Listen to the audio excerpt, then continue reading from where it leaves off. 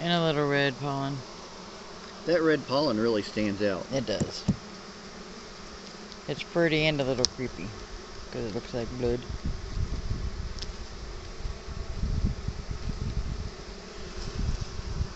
Some older brood.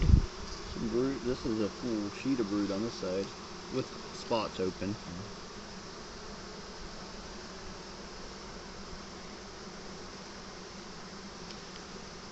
That is beautiful. Now the sun's back out. Is that a... That's some drone comb. Okay. From this angle it looked... See if I can get this out without getting any bees. Slow and steady.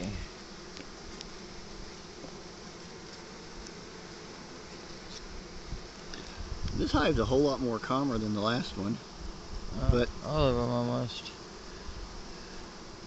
They'll probably end up getting me because they're calmer.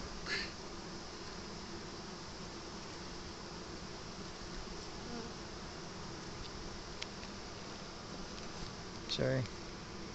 Look at the white on that. Yeah. Well, I think that was probably some of the... Yeah.